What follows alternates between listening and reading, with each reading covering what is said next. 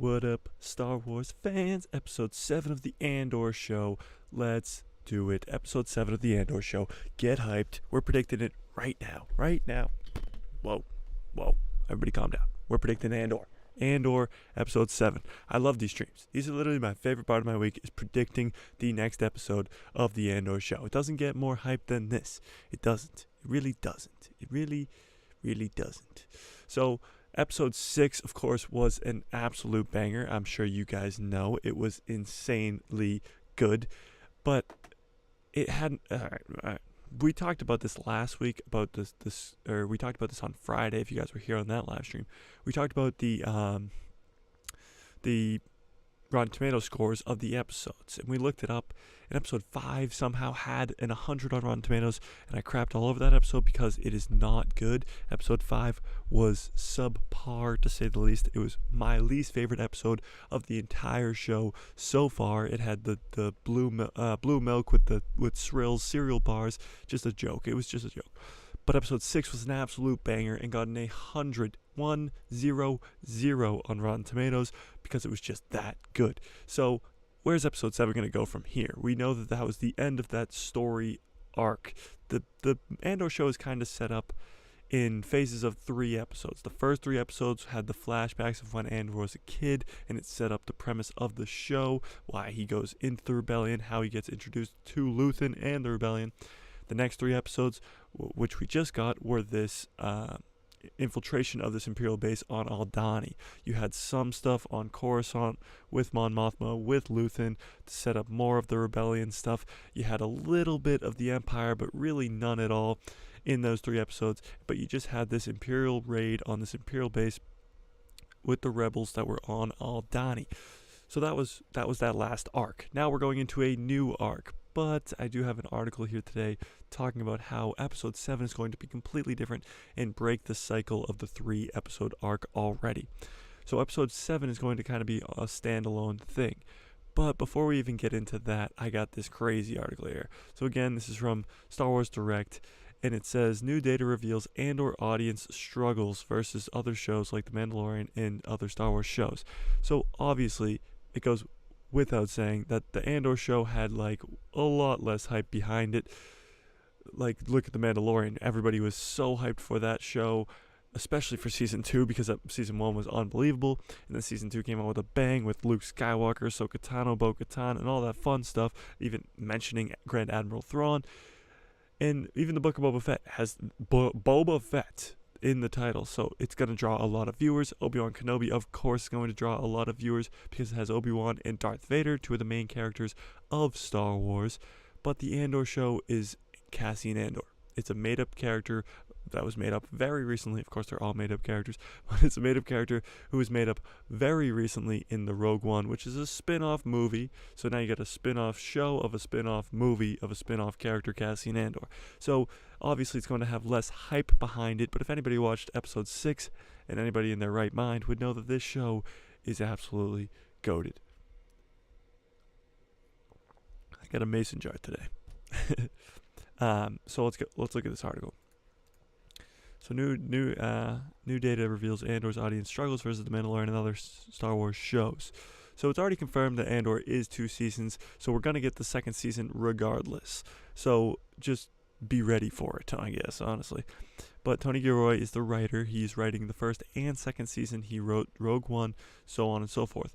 But it's not written by Jon Favreau and Dave Filoni, who are doing this ongoing Mandoverse. Of course, Jon and Dave are literally like the glue of Star Wars right now. They're what's keeping Star Wars together with the Book of Boba Fett, with The Mandalorian, and all that fun stuff. They're going to have the Ahsoka show. They're going to have Mando Season 3, and they're just going to be involved in as much things as they can, because Dave Filoni did get that promotion where he's actually like in charge of more stuff now, which is cool. But here's the chart I wanted to show you. So the most disappointing trend I've come across recently is how the audience demand for Andor is overwhelmingly lower than The Mandalorian Season 1 and 2 and Book of Boba Fett and the Obi-Wan Kenobi show, despite the fact that it is easily the best Star Wars series by far. Now, this is, of course, one person's opinion, that it is by far better than all the others. I honestly think that The Mandalorian Season 2 is still the best for now. Andor show could top it, I guess, but at this moment, The Mandalorian Season 2 is the best show. So by far is an overstatement, to say the least. But this is the graph we're talking about. So if we look at this graph right here, graph. So this line, this white line right here, is the start of each of the shows. So this purple one right here, this one that goes and peaks about right here, that is The Mandalorian Season 2. So this peak at the end is when Luke Skywalker shows up. So it's obviously when it has the most hype beforehand for any of the shows. But it starts off with a bang, because this is when Boba Fett's armor is in it, and you get Boba Fett. And then it ends with a bang with Luke Skywalker and so on. Then the red line here is The Mandalorian Season 1. So The Mandalorian Season 1, not a lot of people knew who The Mandalorian was or were hyped for the first Disney Plus show that Star Wars was going to have. So it had very little hype before the start. But when it did start, it introduced Grogu, and right away, skyrocketed and stayed up there. The entire season, it stayed up there. Introduced Moff Gideon at the end, and yeah, you know where that goes. And then it slowly goes down after the end of the show. This yellow line is the Book of Boba Fett. Or not yellow, sorry. Orange line is the Book of Boba Fett. So it had very little hype before it, which is strange because it's Boba Fett, and it was led into after The Mandalorian Season 2. But it goes right up right when it comes out and stays there the entire time, because the Book of Boba Fett, let's just be honest, it was alright, to say the least. The green line is Obi-Wan Kenobi show. So the Obi-Wan Kenobi show had a lot of hype, or had the same amount of hype as most of the other shows beforehand, because it's Obi-Wan and Darth Vader. When it first came out, boom, peaks. And it goes steadily down. The Obi-Wan Kenobi show, for what it was, performed so terribly. You're talking about a show where you're bringing back a Ewan McGregor to play Obi-Wan, bringing back Hayden Christensen to play Darth Vader, and you can't bring out the viewers? Come on. Like, what are you doing? Lucasfilm literally could have easily struck gold with that show, and they failed miserably. But there's another purplish, bluish, whatever, light purple line on this graph, and it's the Andor show. And if you look around, I honestly couldn't see it, because it looks like the baseline. It's literally this line at the bottom that goes almost straight, kind of peaks around there. But the hype beforehand is 0, and then afterwards, it's still almost 0. This graph is insanity. All these shows, good or bad, all have a lot of hype behind them, and the Andor show is a straight flat line at the bottom of the graph. So what does that tell us? This Andor show, which is a spin-off of a spin-off, is not it. Now, it could be really, really good, which looks like it is, but it doesn't get the demand. It doesn't get the people to go watch it, which is hard to do. I get that, but it's freaking Star Wars. It's the biggest IP on the planet. Getting people to go watch your shows should not be this difficult, especially a show that's getting hundreds on Rotten Tomatoes week after week for each episode. So what are we doing, Lucasfilm? For real right now? What is going on? So obviously this purple line needs to change. The Ahsoka show is going to have a lot of hype behind it. The Mandalorian Season 3, of course, is going to have an insane amount of hype behind it. So they'll be up here in the mix. The Andor show is a straight flat line. This is a show that's already confirmed for a second season. So something has to change. Now let's talk about episode 7, where we might get a change. How Andor's next episode will break season 1's formula. So this is talking about episode 7, because this was posted yesterday. What's today's date? Who knows? All right, we're halfway through the season, by the way. There's 12 episodes in this season, but we are already halfway through, because this is going to be episode 7, so we're already more than halfway through. And there's been this common formula for the show so far, where I just explained at the beginning of this, where there's the 3 episodes at a time. The first 3 was the story arc when he was a kid, and what happened, whatever. And then the second arc was the raid of the base on Aldhani. So episode 7 is going to break that arc structure. So this is talking to showrunner Tony Gilroy. We've talked about Tony Gilroy many times. And he says that it's really the episode 7 that's coming up is really interesting. He says, we're not. We're almost perfect in this one where we have 3, and then you saw episode 4. Episode 4 is part of 4, 5, 6, and they really go together. Then episode 7 is a really interesting episode. It breaks the arc. So that means that it's going to be the last 3 episodes, so episode 7 breaks the cycle. It's a standalone arc. And then the next 3 episodes, 8, 9, and 10, are going to be another 3-episode arc. And then to end the season, episode 11 and 12 are going to be its own 2-episode arc. So I don't know if you guys know this, but the Andor show originally was supposed to be 5 seasons, and it was supposed to stretch out very far, but Cassian was like, I can't do that. I can't stay here for 5 years doing Cassian Andor, which I get. I mean, whatever. So Tony Gilroy condensed it all into 2 seasons, which sounds a little crazy, but we've already gotten 2 filler episodes kind of in the first season. So if this was 5 seasons, what would we really be watching right now? I don't know. But, alright. Let's keep reading this a little bit. So what can fans expect from this standalone episode? Perfect. Let's read this a little bit.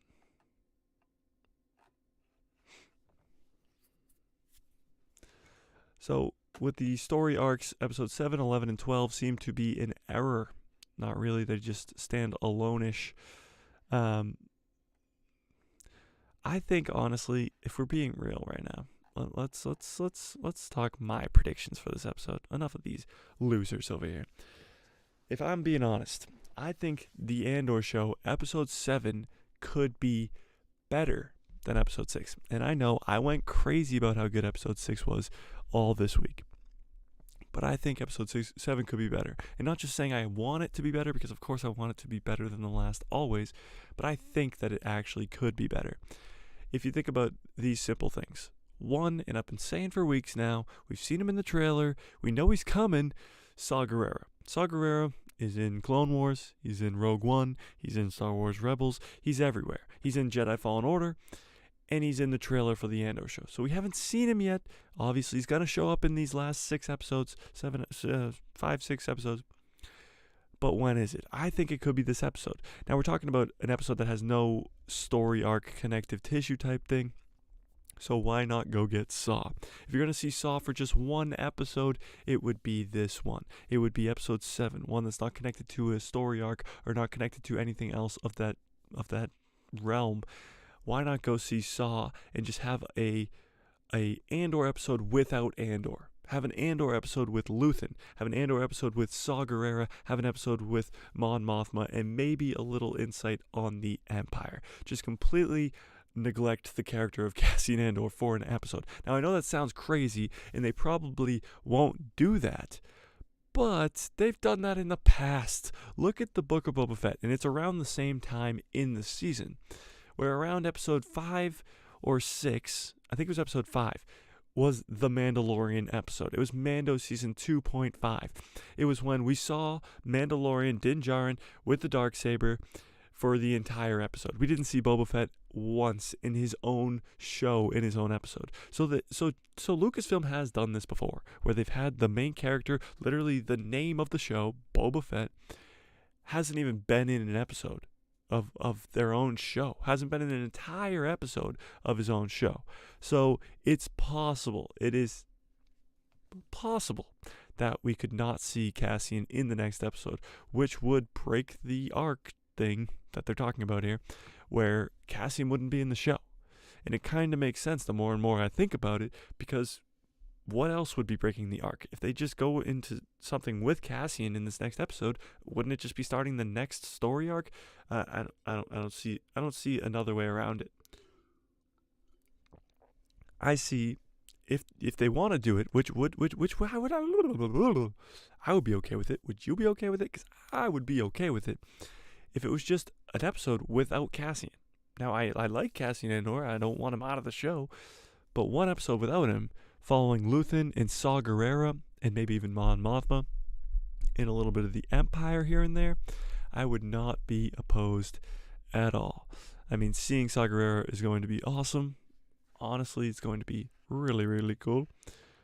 But let's put Cassian on the sidelines for a minute. Why not? Why not?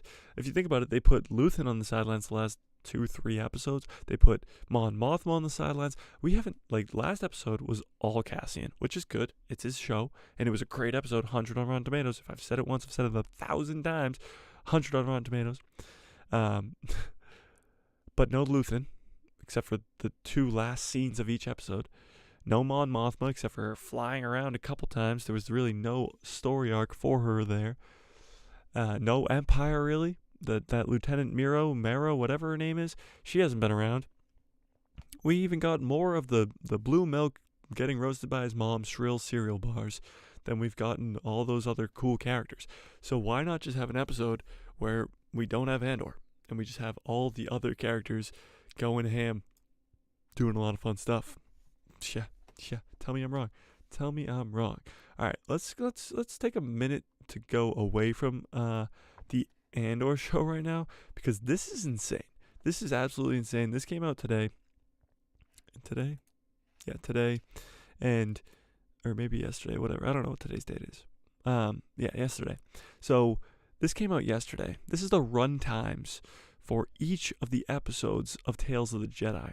Now, Tales of the Jedi is hotly anticipated, by most Star Wars fans. I actually put a poll up. Let me go check that. I put a poll up on September 12th. This was when they released it was right after they released the trailers for the Andor show, for the Tales of the Jedi, and for the Mandalorian Season 3 on Disney Plus Day. And the poll was crazy. Andor, the question was, which trailer are you most excited for Star Wars? Or which trailer got you most excited for Star Wars? Andor, Tales of the Jedi, or The Mandalorian Season 3? Now, Andor came in with 3% of votes. Now, that's bad. Tales of the Jedi came in with 59%, in The Mandalorian Season 3, 38%. So Tales of the Jedi was a lot higher, of course, than Andor, but even a substantial amount higher than The Mandalorian Season 3. So Tales of the Jedi is very, very hotly anticipated by Star Wars fans. People are very excited to see this show. And why is that? Because you got in the trailer, you got Count Dooku as a Jedi. You got Mace Windu back as a Jedi. You got a young Qui-Gon Jinn as a Jedi. You got Master Yaddle, which I just made a video on yesterday about how she's gonna die. You got Ahsoka Tano in this crazy Sith Inquisitor that we have never seen in live action or in animation yet, only to be referred to in the Ahsoka Tano novel. But here are the run times for the episodes. Now, this kind of pissed off a lot of people. Disney Plus reveals short run times for the next Disney Plus show, Tales of the Jedi. Now, when you think short, you think, like Bad Batch or the Clone Wars. All the episodes are 20 minutes. Yeah, think shorter. Let's, how long is Star Wars Tales of the Jedi? So that's Ahsoka's mom and Ahsoka as a baby. Here, alright. Did you see that? Yeah, just spoiled it for you. The length of all 6 installments of the upcoming animated show has been revealed. Here are the following runtimes. Episode 1, 17 minutes. 17. And that's one of the longer ones. 17 minutes. Episode 2. Episode 2, 14 minutes. Episode 3, 13 minutes. Episode 4, 15 minutes. Episode 5, 10 minutes. And episode 6, 14 minutes. Disney has officially described these 6 new stories as shorts. Yeah, you can say that again. Calling the new series an anthology show. So, Previously, Star Wars Visions was previously referred to as shorts, yet many of the episodes were above 18 minutes. So even Star Wars Visions, which was pretty good, it was all Legends though, was over 18 minutes, or averaging about 18 minutes. This show is 14, 10, 15, 13, 14, 17. You're talking, what? I was very excited for the show, and I'm still very excited for the show. It's still 17 minutes of Count Dooku as a Jedi, and there's no commercials, whatever. I'm hoping that it's not 4 minutes of of credits and 1 minute of intro, so it's really only like 5 minutes, episode 5. Yeah, that better not be it. But, I mean, if the first 3 episodes are the Count Dooku, and then the second 3 episodes are Ahsoka's are a whole lot shorter than Count Dooku's, which I'm not opposed to, but that's just ridiculous. Come on. Now, I do still think the show's going to be good. I do. I truly do.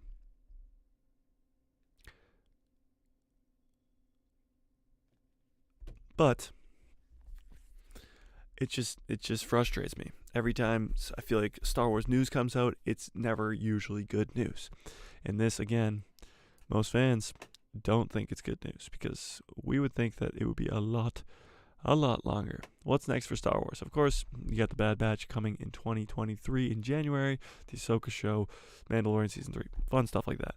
And I'm really excited for stuff like that. But again, when you get news like this, it's not that fun. You want that show to be a lot longer, a lot funner, a lot cooler, a lot funner. Did I say funner? Let me say it again. Funner. But it's not. It hurts to see that a show like that is so highly anticipated by most Star Wars fans is cut that short. It's cut so far down to 10 minutes in episode 5. 10 minutes.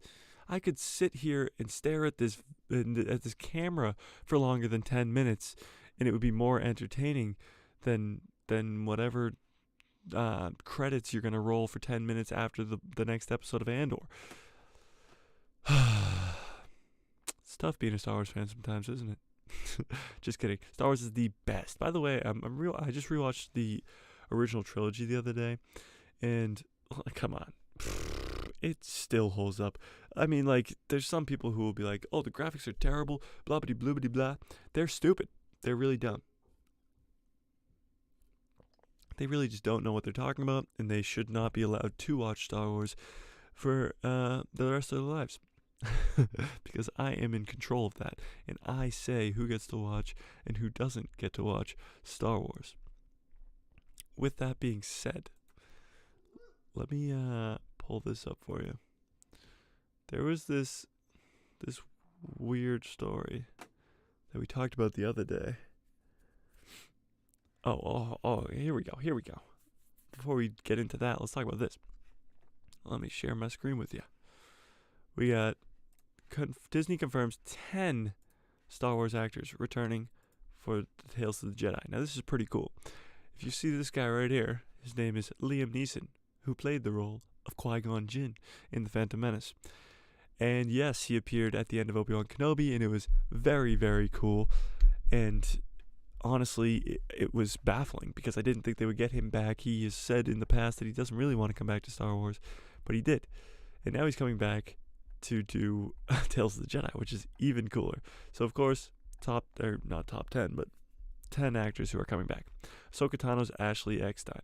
Now, so if you don't know Ashley, she has voiced Ahsoka Tano in all 7 seasons now of the Clone Wars, and all 4 seasons of Star Wars Rebels. She's in all 4 seasons, right? Maybe all 3 seasons. Is Ahsoka in all 4 seasons of Rebels? I don't know. But she does voice Ahsoka Tano in animation all of the time.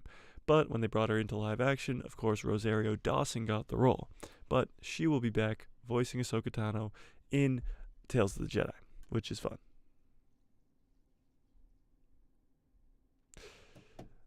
Next, number 2, Count Dooku, Corey Burton. So this obviously is not the original guy who played Count Dooku. Now that this is the guy who played him in the Clone Wars, or voiced him in the Clone Wars because Count Dooku was in the Clone Wars show a lot in the first 6 seasons.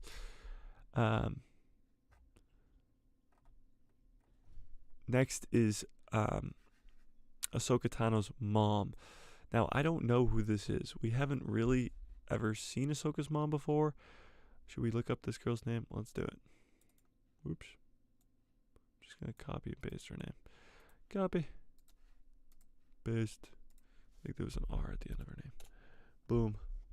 What is she in? What is she in? She's in The Way Back, Big Sky.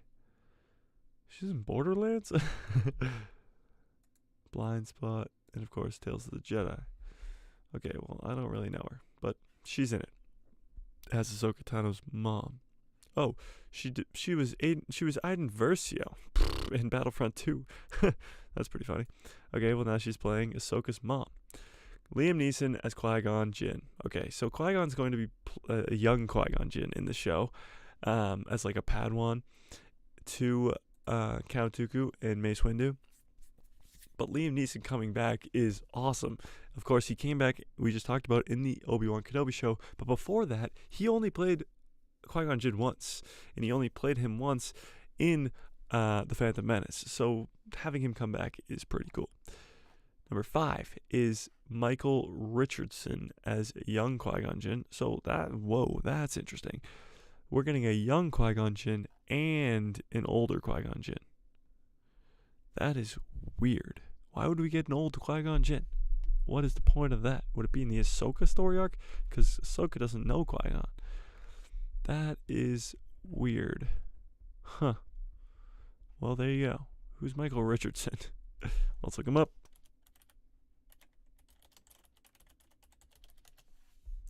Michael Richardson. He is in Cold Pursuit, The Rising. I don't know. Who is this guy?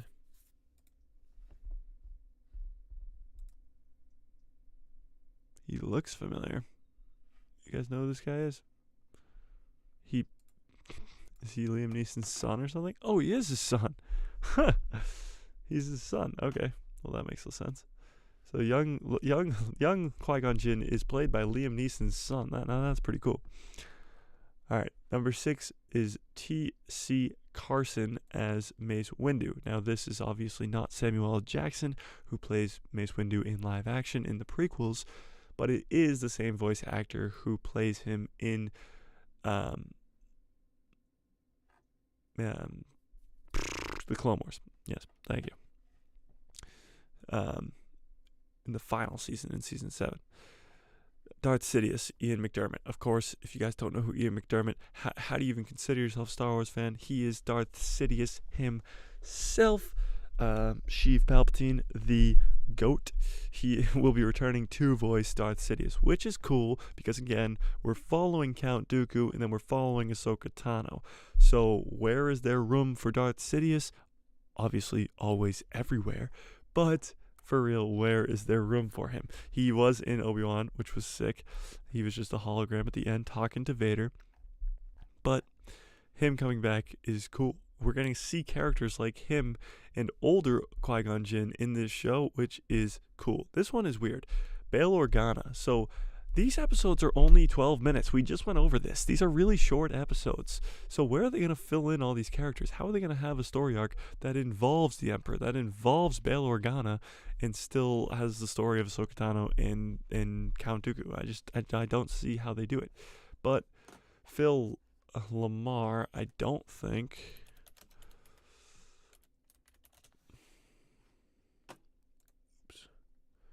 Yeah, he's not the guy who plays him in live action, but he does voice a bunch of people.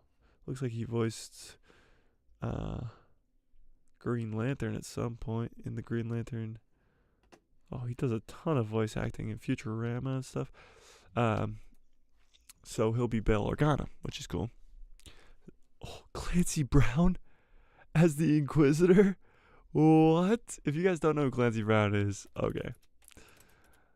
That's pretty cool. How'd they get him in there? So the voice of Savage Opress in the Clone Wars, who's Darth Maul's brother, Also known, of course, for his role in SpongeBob as Mr. Krabs.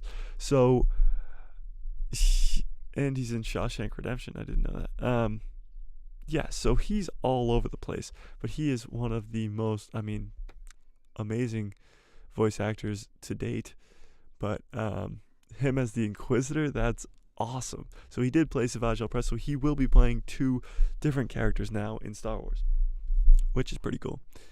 And number 10, Matt Lanter as Anakin Skywalker. Now, this is the guy who voiced Anakin Skywalker through all 7 seasons of the Clone Wars. Yeah. He's not really in anything else. Yeah. So all 7 seasons of the Clone Wars, he plays Anakin Skywalker. So, yeah, he's very used to that character. And and James Arnold Taylor as Obi-Wan Kenobi, again, voiced him through all of the 7 seasons of the Clone Wars. He is a very good Obi-Wan Kenobi. I thought this was a 10 list. That was 11 people. What the heck?